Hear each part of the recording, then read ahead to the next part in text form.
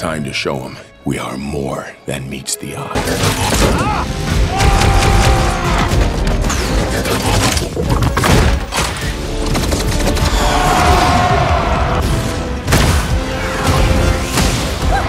Pedal to the pedal, miners. Let's break some protocol.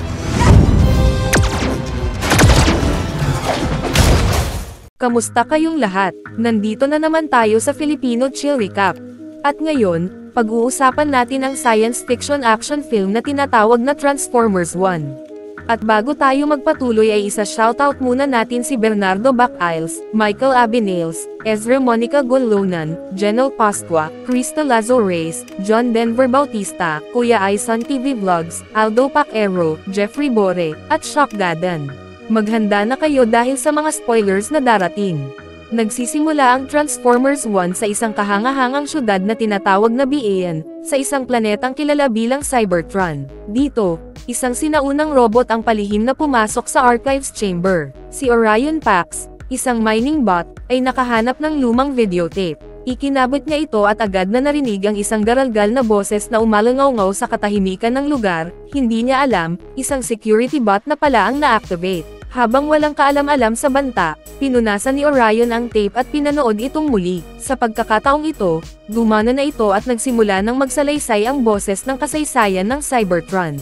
Isinalaysay nito si Primus, isang transformer na nagsakripisyo ng kanyang sariling buhay upang maging mismong planeta, ang Cybertron. Mula sa kanyang core, nilikha ni Primus ang unang mga Transformer, na tinawag na mga Prime, at binigyan sila ng misyon na protektahan ang planeta. Upang matulungan sila, nilikha rin niya ang Matrix of Leadership na nagpapalakas ng Energen, ang pinagkukunan ng enerhiya ng planeta. Ang Energen ang nagsustento ng buhay at kapayapaan sa loob ng napakahabang panahon, hanggang sa mawala ang Matrix. Tumigil ang daloy ng Energen at bumulusok ang planeta sa kaguluhan. Bigla na lang, nahuli si Orion ng security bot at pinatunog ang alarma. Alam niyang kailangan niyang makatakas. Tumakbo siya pero nasalubong ng dalawang Transformer. Mabilis siyang nakaisip ng paraan, gumawa siya ng distraction para makatakas. It's not like you can transform. Oh yeah? Well, watch this. Get him!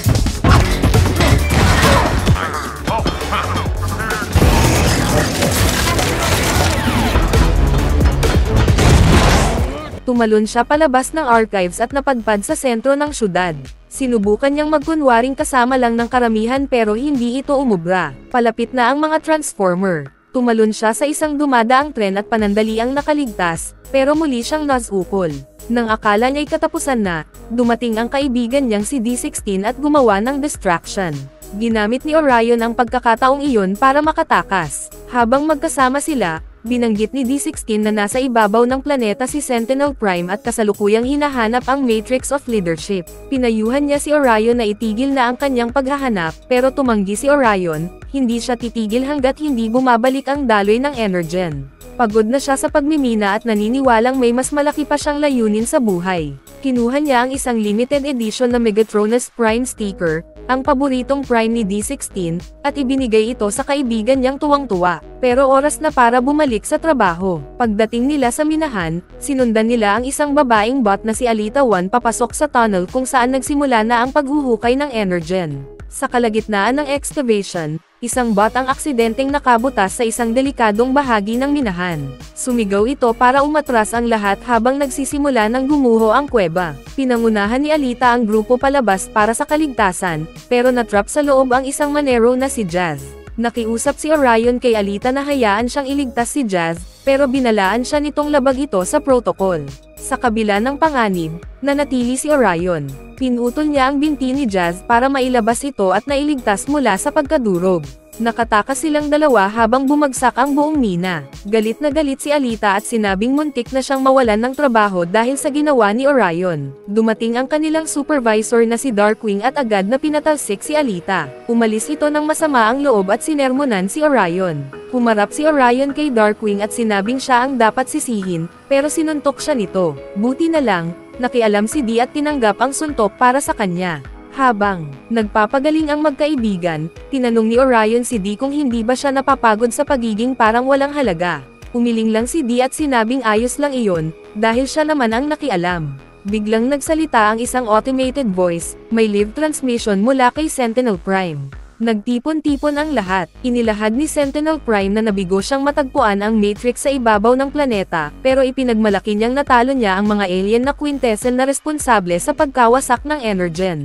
Upang pataasin ang moral ng lahat, inanunsyo niyang may day off para sa nalalapit na Iakan 5000. Natuwa ang lahat sa balitang iyon. Kinagabihan, ginaising ni Orion si Dee at inaya itong sumali sa karera. Paalala ni Dee na wala silang cogs, hindi sila kayang mag-transform. Pero giit ni Orion, kahit isang transformer lang ang matalo nila, sapat na iyon para patunayan na may silbi pa sila bukod sa pagmimina. Kinabukasan, dagsa ang tao sa stadium. Hinayla ni Orion si Dee palayo at dinala ito sa isang secret entrance. Nangako siya ng front row seats, pero nang makapasok sila, nakatayo na pala sila mismo sa racetrack. It's unbelievable! I feel like I'm in the race! You did this for me? No. I did this for us. Habang pamoposisyon na ang mga racers, dumating si Sentinel Prime mula sa himpapawid para simulan ang event. Habang nagsisimula ang karera, ginulat ni Orion si Dee, isinabot niya ang jetpack at binuksan ang isang trapdoor sa ilalim nila. Huli na nang mapagtanto ni Dee na opisyal na silang kasali sa karera. Nag-iyawan ang mga tao sa paligid nang makita ang dalawang mining bots na sumasali. Sa kani-kanilang bahay, nakatutok ang mga kapwa manero nila sa mga screen, nagulat at humanga sa kanilang mga kaibigan. Sa racetrack, tumatalon si Dee at Orion mula sa isang transformer papunta sa isa pa, unti-unting umaakyat sa leaderboard. Nabigla si Sentinel Prime sa progreso nila kaya't sinimulan niya silang bantayan. Kahit pa sila ay naiwasan ang mga patibong sa buong ruta, nahuhuli pa rin sila kumpara sa mga transformer. Nakakita si Orion ng jet engine at ginamit ito para itulak sila paaban, lumipad sila papuntang unahan. Mas lalong na-excite ang mga tao nang makita nilang nasa unang pwesto na ang dalawang mining bots. Pero agad ding bumaligtad ang swerte nila nang mabangga si Dee at hindi na makatayo. Bumalik si Orion para tulungan siya, pilit siyang binubuhat papunta sa finish line. Bigla na lang may isang transformer na rumagasa sa kanila at siyang unang tumawid sa linya. Malungkot nilang pinanood ang iba pang mga transformer na nag-uunahang tumawid habang sila ay naiwan sa hulihan. Kinahapunan, naghihintay sina Orion at Dee sa medical bay para sa balita mula kay Sentinel Prime. Nag-aalala si Dee na baka ma-demote sila, pero nananatiling positibo si Orion at sinabing sulit naman ang karanasan ng kalayaan. Biglang pumasok ang security bot ni Sentinel, sinuri ang kwarto, at pinapasok si Sentinel Prime. Sa kanilang gulat, pinuri sila ni Sentinel sa kanilang tapang at ginantimpalaan sila ng access sa kanyang personal service facilities. Pagkaalis ni Sentinel, biglang dumating si Darkwing na galit at kinaladkad sila papunta sa ibang palapag. Dinala sila sa isang madilim at hindi pamilyar na lugar, kung saan may isa pang bot na nagpakilalang si B-127. Ibinunyag ni B-127 na nasa, level 50, sila. Nagtaka si Orion dahil ang alam niya, 40 lang ang palapag sa Cybertron. Ipinaliwanag ni B-127 na mayroong 10 secret levels, mas delikado ang bawat isa. Nagpanik si Dee at nagtanong kung paano sila makakatakas, pero sinabi ni B-127 na wala nang labasan sa lugar ng waste management. Sa kabila nito, masiglang ikinwento ni B ang trabaho niya, nagsasalvage ng mga lumang pyesa bago ito tunawin. Ipinakita rin niya ang mga robot na ginawa niya gamit ang mga salvaged parts. Aksidenteng nasira ni Orion ang isa, at doon ay na-trigger ang isang nakatagong video recording. Ang video ay nagpapakita kay Alpha Trion na nagpapadala ng SOS, humihingi ng saklolo sa isang ambush. Ibinunyag niya na si Zeta Prime ay napatay na at ibinigay ang coordinates ng Matrix of Leadership bago maputol ang mensahe. Agad na realize ni Orion na patungo sa ibabaw ng Cybertron ang lokasyon. Muli niyang kinumbinsi si Dee na magtungo roon at ipakita ang Matrix kay Sentinel para ma-impress ito. Gusto ring sumama ni B sa misyon at may ideya kung paano sila makakaakyat. Napagdesisyonan nilang sakyan ang garbage disposal train. Tahimik silang sumakay sa tren, akala'y hindi sila napansin.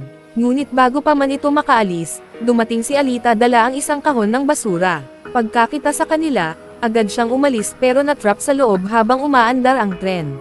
Galit na galit siyang sinugod si Orion, hindi pinapakinggan ang paliwanag nito.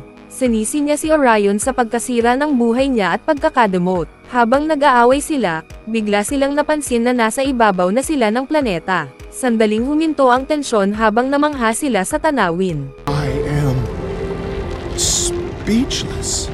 Alita, listen to me. We know we're the matrix of leadership. Rates of toxic meat.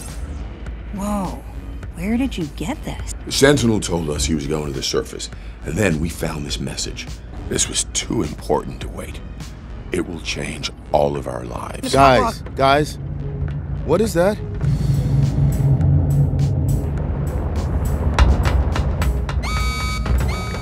Pero panandalian lang ito, isang malupit na paguga sa kapaligiran ang nagtapon sa kanila sa labas ng tren, sabay-sabay nawalan ng malay. Pagkamulat nila, nakita nilang nasa gitna na sila ng kawalan. Iniga ni Alita ang coordinates mula kay Orion at nagpas siyang pangunahan ng grupo sa kanilang ekspedisyon, dahil wala daw itong tiwala kay Orion na palagi na lang disgrasya ang idinudulot sa kanila. Nagbabala siya na kung hindi nila mahahanap ang Matrix of Leadership, siya mismo ang kakalad kay Orion pabalik sa Cybertron upang iharap siya sa mas matinding parusa. Sa kanilang paglalakbay, napansin nila ang ilang mga botdeers. Bigla na lang nagsimulang magsitakbuhan ang mga botdeers, kaya tumakbo na rin sila dahil nakakatiyak silang may panganib na paparating. Habang nagtatago, isang higanteng spaceship ang dumaan habang iniskan nito ang lugar. Nang makita ng spaceship ang isang botdeer, ay kaagad itong pinatay. Napagtanto ng grupo na iniskan ng ship ang sino mang matagpo ang buhay sa ibabaw ng Cybertron, kaya nagtago sila sa mas ligtas na lugar. Pag-alis ng spaceship, pinagpatuloy nilang sundan ang coordinates at humantong sila sa isang kakaibang yungib. Pagpasok nila sa kuweba, natagpuan nila doon ang bangkay ng mga primes na matagal nang namatay sa digmaan. Sa gitna ng lahat ng mga bangkay, napansin ni Orion si Zeta Prime, kung saan wala na ang Matrix of Leadership sa dibdib niya. Napansin din naman ni D16 ang lubos niyang iniidolong Prime na si Megatronus Prime. Napukaw ang atensyon ni Orion sa isang kumikislap na bagay at tinawag ang kanyang mga kasamahan para suriin ito. Napag-alaman nilang siya si Alpha Trian Prime na nagpadala ng coordinates na natagpuan ni kanina, at napagtanto ni Orion na hindi pa siya patay. Iniabot ni B ang kanyang energen at inilagay sa bibig ni Alpha Trian. Sa ilang sandali lang ay nagkaroon ng kamalayan si Alpha Trian. Nagising siyang balisa nang matuklasan na ang kanyang mga kapatid na primes ay matagal nang patay. Nang malaman ni Trian na nagtatrabaho ang 4 na Autobot sa ilalim ng pamumuno ni Sentinel Prime, mabilis niyang tinukoy si Sentinel bilang isang huwad na Prime at isang Tridor. Gamit ang recorded memory, nakita ni Trian ang katotohanan sa kanilang 4, na ang mga primes ay nakipagdigma laban sa mga Quintessence para sa kapakanan ng Cybertron.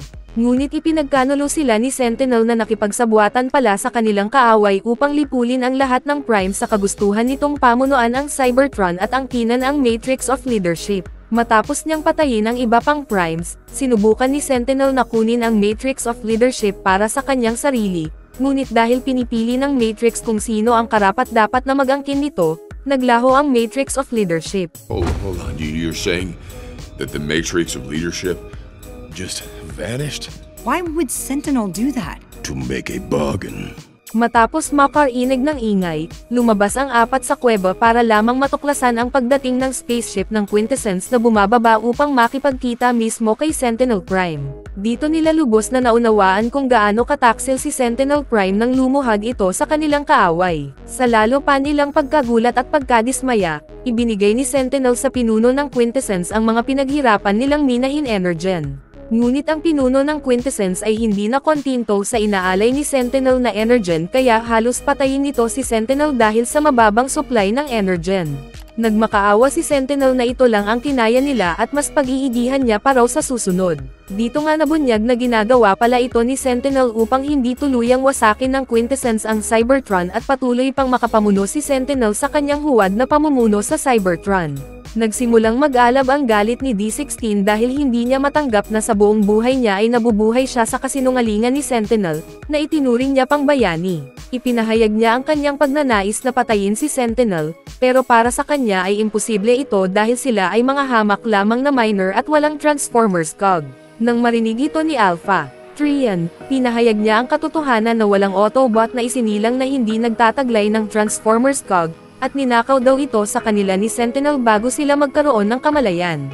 Dahil dito, ibinigay ni Trian sa 4 na Autobots ang bawat Transformers cog ng kapwa niya mga primes, dahil nakikita niya ang kanilang potensyal na pabagsakin si Sentinel.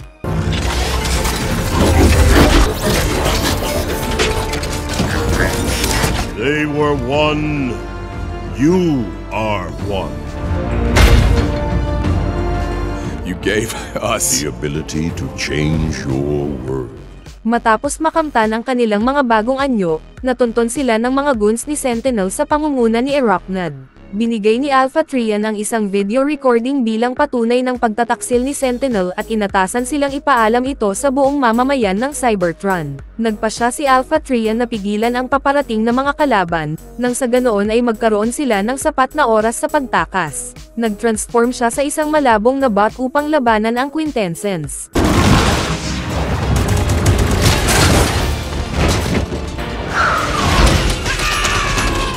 Samantala, habang tumatakas ang grupo, sinubukan nila ang pagtatransform pero kahit anong pilit nila itong gawin ay hindi ito gumagana. Nang sila ay pinalibutan na ng kaaway, aksidente silang nakapag-transform sa kani-kanilang mga anyo.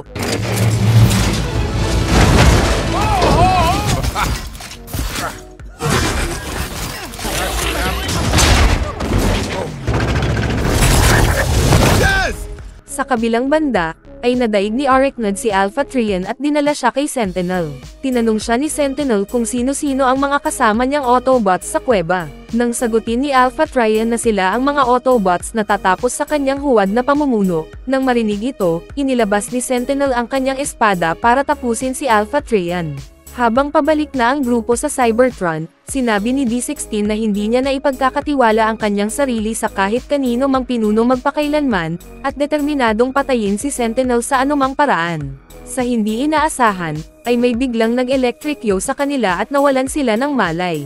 Paggising nila ay pinalibutan sila ng daandang Autobots na pinamumunuan ni Starscream at kanyang nangungunang mga gwardiya na si Shockwave at Soundwave. Ibinunyag ni Starscream sa kanila na sila ay dating Cybertronian High Guard na nakasaksi mismo sa pagtataksil ni Sentinel. Mula noong araw na yon, lihim na silang nakikipaglaban kay Sentinel, na ginagawa lahat ng kanilang makakaya upang pabagsakin si Sentinel. Sinabi ni Starscream sa lahat na para matalo nila si Sentinel, kailangan nilang magtalaga ng bagong malakas na pinuno. Ngunit si D16 ay sawang-sawa nang marinig ang salitang pinuno, at ipinangako niya sa kanyang sarili na hinding-hindi na niya ilalagay ang kanyang tiwala sa kahit sino mang pinuno. Nagalit si Starscream sa kanyang mga pahayag dahil wala daw siyang respeto, kaya nauwi silang dalawa sa matinding pakikipaglaban.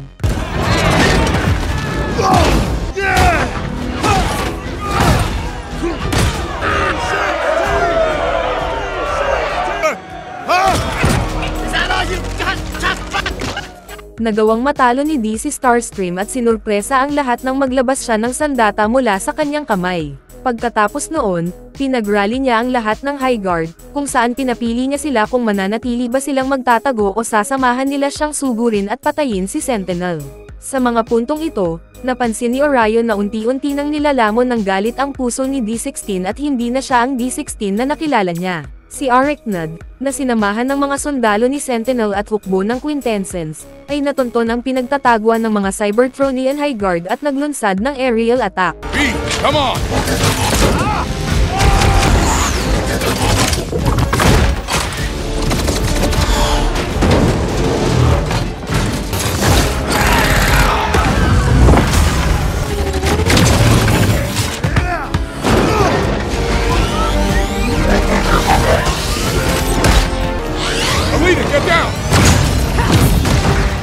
Nadaig ng mga kalaban ang kanilang bilang at kalahati sa kanila ay banihag, kabilang na nga si Starscream, B-127, at D-16, habang si Ryan at Alita ay nakaligtas. Ang recorded memory na ibinigay sa kanila ni Alpha Trian ay nawasak din, kaya ngayon, wala na rin silang pruwebang ipapakita sa mamamayan ng Cybertron tungkol sa kasinungalingan ni Sentinel. Pakiramdam ni Orion na siya ang may pananagutan sa nangyari, ngunit ipinahayag ni Alita ang kanyang paghanga kay Orion para bigyan siya ng motibasyon na bumalik sa Iacon City at sagipin si D-16 at B-127. Hinimok ni Orion si Shockwave, Soundwave, at ang natitirang High Guard para bumalik sa Iacon City at iligtas ang kanilang mga kasamahan.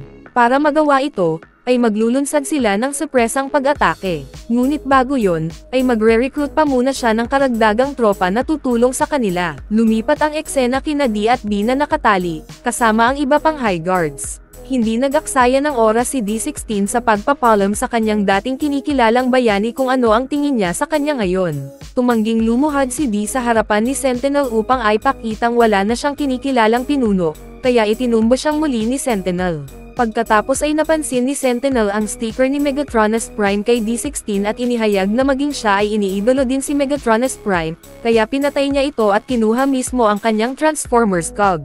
Sa kabilang banda, bumalik si Orion sa Ayakon City at palihim na pumasok sa minahan upang i-recruit ang mga dating kapwa niya Manero. Inihayag niya ang buong katotohanan tungkol sa lahat ng panloloko ni Sentinel sa kanila.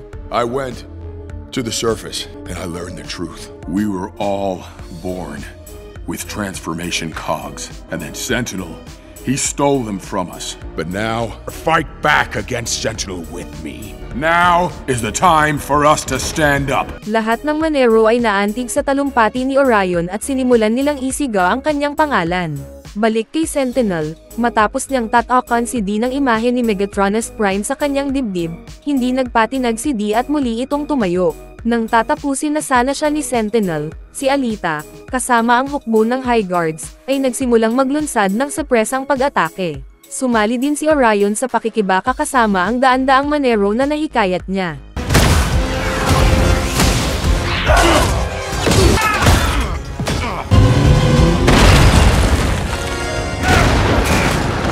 Hey!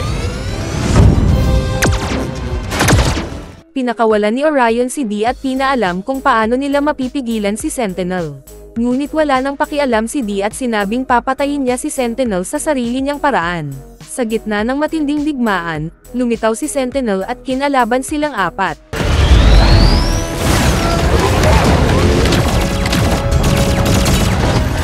He's too strong.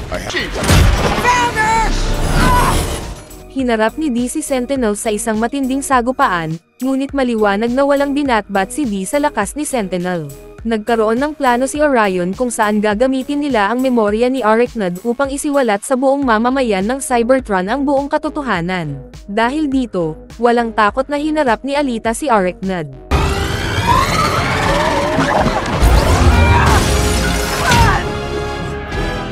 Hanggang sa tagumpay niya itong napatumba. Dali-daling nagtungo si B, Orion, at Alita sa control center, dala-dala si Arachne, at nagpadala sila ng live transmission sa buong Ayakon City.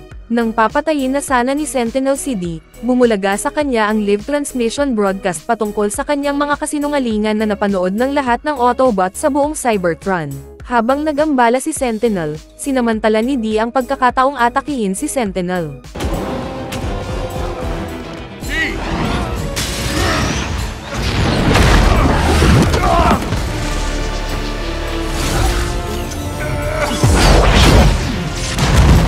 Nang tatapusin na ni D si Sentinel gamit ang kanyang armas, pinigilan siya ni Orion.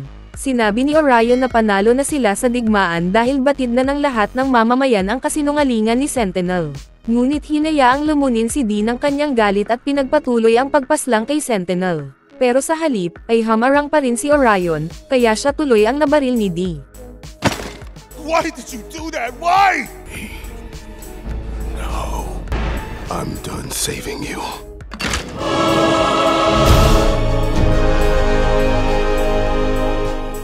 Pinatay ni D ang mga sundalong sumubok tumulong kay Sentinel, at pagkatapos nito ay tuluyan niyang winakasan si Sentinel sa pamamagitan ng paghati ng kanyang katawan. Pagkatapos, kinuha niya ang Transformers cog ni Megatronus Prime mula kay Sentinel at pinagrally ang lahat ng High Guard na gustong sumunod sa kanya, at pinangakong kailanman ay hindi na sila malilinlang ng sinuman. Samantala, si Orion ay palalim ng palalim ang pagbagsak hanggang sa malapit na siya sa kaibuturan ng planeta. Isang sinag ng liwanag ang humila sa kanya palapit at sinalubong si Orion ng mga espiritu ng 13 Primes, pati na rin si Primus mismo. Para sa kanyang marangal na sakripisyo, itinuring nilang karapat-dapat si Orion na magmana ng Matrix of Leadership, at ipinagkatiwala sa kanya ang future ng Cybertron.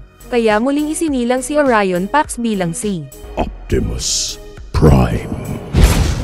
Habang si D16 ay ikinabot na rin ng Transformers cog ni Megatronus Prime sa kanya at pinangalanan ang sarili bilang si Megatron! Sinimulang wasakin ni Megatron ang buong Ayakon City at inutusan ang lahat ng High Guards. Sinubukan siyang pigilan ni Bee at Alita, ngunit binugbog niya lang ang mga ito.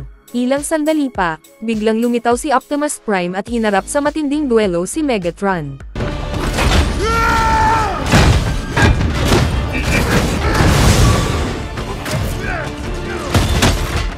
Naging brutal at matindi ang sagupaan sa pagitan ng dating matalik na magkaibigan.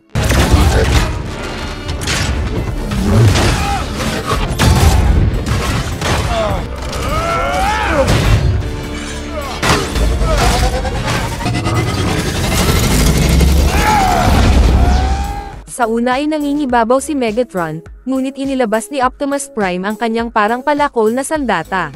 Nagawa niyang matalo si Megatron pati mga alagad nitong High Guards.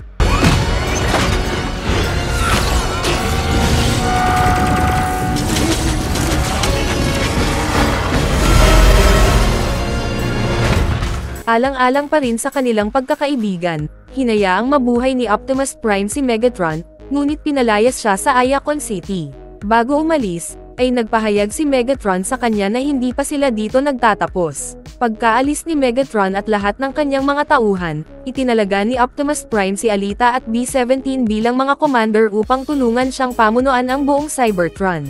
Dahil taglay na nila ang Matrix of Leadership, ginamit ito ni Optimus Prime upang sa wakas ay muling buhayin ang masaganang daloy ng Energen sa buong Cybertron na hindi na nila kailangang magmina. Sa pamamagitan din ng Matrix of Leadership, nagkaroon ng bawat isang Autobot ng kanya-kanyang sariling Transformers cog. Sa huling eksena, nagbigay ng babala si Prime sa kanilang kaaway na Quintessence, na nakahanda silang harapin ang sino mang magtangkang salakayin ang Cybertron. Sa mid-credit scene, bumalik si Bee sa dati niyang lungga upang ipamalas sa kanyang mga pekeng kaibigan ang kanyang makabagong laser knife hand. Sa post-credit scene, tinipon ni Megatron ang lahat ng High Guard sa isang misyon ng paghihiganti laban kay Optimus Prime at sa mga Autobots. Pinalitan din niya ang pangalan ng kanilang sarili bilang mga Decepticons. At dito na po nagtatapos ang pelikula.